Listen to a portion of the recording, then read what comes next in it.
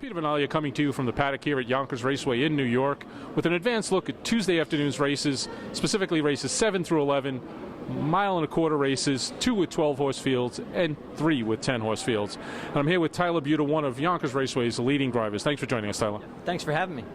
In the 7th race, you're signed out to the 8-hole in a 12-horse field. That's not exactly a recipe for success, but you drove this one twice earlier this year. What can you tell us about him? Yeah, I really liked this horse last time I drove him. I've drove him a couple times. Unfortunately, we drew really bad, so he's going to need some racing luck.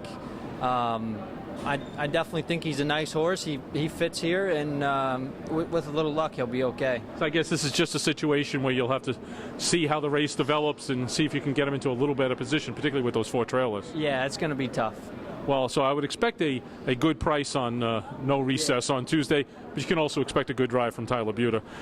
In the 8th race, you're driving the 2-horse, Bailey's Wish.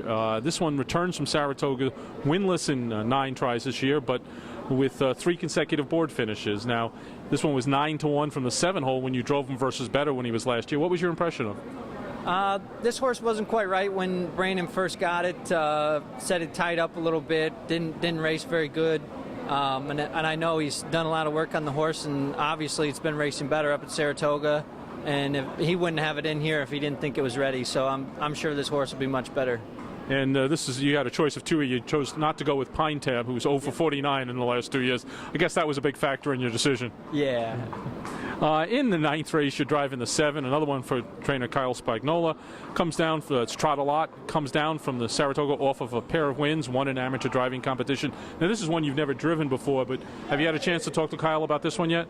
I'll talk to Kyle on Tuesday, but this horse raced very good its last start, 56. That's a good mile anywhere for a trotter. I definitely expect him to race just as good this week. Kyle's horses have been really good down here, so I expect this horse to be good.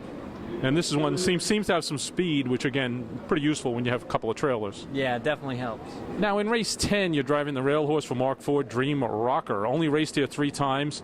Had 2 breaks, but was a nice second in his last starts. Now, the only time I believe you've driven this horse actually was in a qualifier over at Pocono.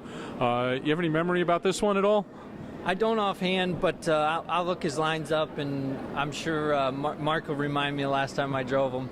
But Mark always does good here. He has a big stable, races a lot of horses here, and we're in a good spot with the rail, so I expect the horse to be in a good spot. You could do a lot worse than betting the Ford-Buda combination. Now, in the 11th race, you're driving the 2, Prince Lomont, for trainer Gilbert Garcia Herrera. Yonkers Raceway regular. You've never driven this one before, but claimed for 12.5. Now steps up versus 15,000 dice. But you certainly competed against us enough. Yeah. Well, what's your impression of him? This horse, Gilbert, just claimed it, and he runs a really tight barn, so I expect the horse to be just as good, if not better. And I mean, we drew well, so hopefully that's in our favor too. Now, there's a real particular challenge for you with this one, in that neither Jason Bartlett nor Joe Feraldo have been able to win with this horse. So we're going to see if Tyler Buda can do something that neither Jason or Joe were able to do. So good luck with Prince Lomont on Tuesday afternoon. Thank you. Thank you.